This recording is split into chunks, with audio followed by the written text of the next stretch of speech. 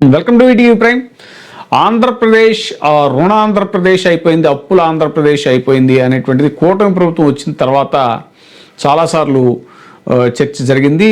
ముఖ్యంగా ఆర్థిక శాఖ మంత్రి బుగ్గన రాజేంద్రనాథ్ రెడ్డి గారు అయితే పదే పదే ఆయన అప్పుల మీద ప్రెస్ మీట్ పెట్టి చెప్పేవారు. బెవరేజెస్ కార్పొరేషన్ ద్వారా తీసుకున్న అప్పుల గురించి, అలాగే బాండ్స్ అన్ని 5,750 కోట్లు అప్పు తీసుకున్నారని, ఇక వైసీపీ దిగిపోయే నాటికి 7,21,918 కోట్లు అప్పు ఉంటే కూటమిగా మనకు తెలిసిందే. ఇప్పుడు అంటే ఎన్నికల ముందు 10 లక్షల కోట్లని, 14 లక్షల కోట్లని, 12 లక్షల కోట్లని వాళ్ళ నోటుకొచ్చిన ఫిగర్స్ చెప్పిన విషయం తెలిసిందే. ఆ తర్వాత ఆయన క్లియర్ చేస్తూ కూడా వైసీపీ దిగిపోయే నాటికి 7,21,918 కోట్లు అప్పు ఉంటే 3,90,247 కోట్లు టీడీపీ హయాంలో చేసినవి అని కూడా ఆయన చాలా క్లియర్గా ఫిగర్స్తో సైతం చెప్పడం అనేటువంటిది వైసీపీ వాళ్ళు. ఇప్పుడు జగన్మోహన్ రెడ్డి గారు కూడా మొత్తం అప్పుల గురించి ఆయన కూడా ఇది జిఎస్డిపి ఎంత వచ్చింది, ఆదాయం ఎంత వచ్చింది, ఇవన్నీ కూడా ఫిగర్స్తో కాగ్ అంటే కంట్రోలర్ అండ్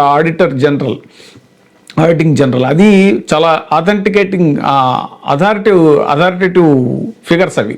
సో వాటిని కోట్ చేస్తూ కూడా చెప్పడం జరిగింది. కానీ చంద్రబాబు నాయుడు గారు కానీ ఇంకా మరి ఆర్థిక మంత్రులు వీళ్ళు మన కూటమికి సంబంధించిన వాళ్ళు మంత్రులు కానీ ఎవరన్నా మాట్లాడేటప్పుడు అసలు ఏది ఫిగర్స్ ఏవి ఉండవు, ఏదో నోటుకు వచ్చింది చెప్తారు.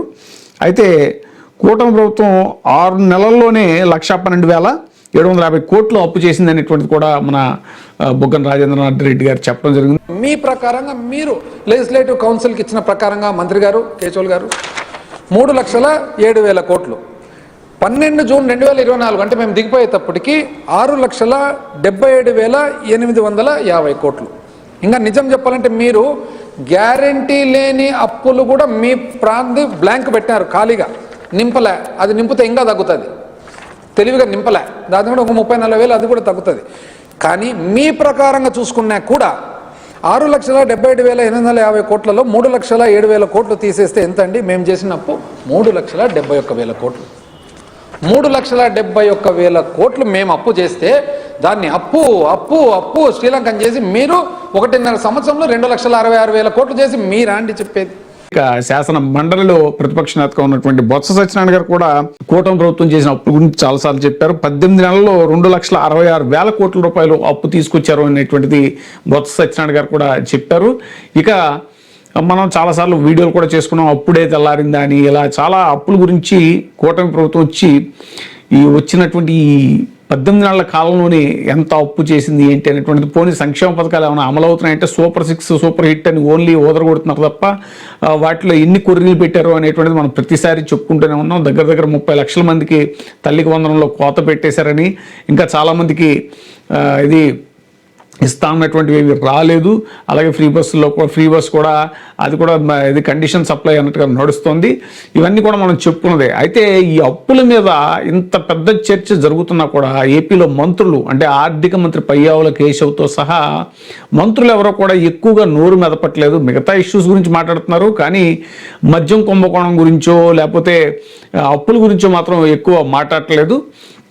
కారణం ఏంటి అని అంటే నియోజకవర్గాలకు వెళ్తే వాళ్ళని అడుగుతున్నారట, ఇది మా అప్పులు చేశారు సరే, మాకు పక్క సంక్షేమ పథకాలకు మాకు ఒరిగింది ఏమీ లేదు, మీరు చేసిన అప్పుల వల్ల ఇంతంత అప్పులు చేశారు అని అంటున్నారు. అయితే ఆఫ్ ద రికార్డు ఒక అధికార ప్రతినిధి, టీడీపీకి కూటమికి సంబంధించినటువంటి అధికార ప్రతినిధి చెప్పింది ఏంటంటే, ఒక విలేకరు అడిగిన ప్రశ్నకి, వాస్తవానికి మాకు కూడా అందులో పెద్ద లబ్ధిదారులు ఏం కాదు, మేము కూడా, అందుకని ఇది మాకెందుకు వచ్చింది ఇదంతా కూడా, అప్పులు చేసేది చంద్రబాబు నాయుడు గారు అలాగే ఆర్థిక శాఖ మంత్రి వీళ్ళు ఉంటారు కదా, సో దీంట్లో మాకు ఏమాత్రం బెనిఫిట్ లేనప్పుడు దీని మీద మేము మాట్లాడి ఇరుక్కోవటం ఎందుకు అనేటువంటి అభిప్రాయాన్ని వెలుబుచ్చారు ఆఫ్ ద రికార్డు అనేటువంటిది ఒక మంత్రి అధికార ప్రతినిధి అనేటువంటిది చెప్తున్నారు అనేటువంటి సమాచారం. సో మొత్తం మీద అప్పుల మీద మాత్రం మంత్రులు ఎవరు నోరు మెదపట్లేదు అనేటువంటిది ఇప్పుడు జరుగుతున్నటువంటి చర్చ. ఇప్పుడే సబ్స్క్రైబ్ చేయండి, లైక్ చేయండి, షేర్ చేయండి. ఈటీవీ ప్రైమ్, నీ ఉత్తమాభిరుచుల సమ్మేళనం.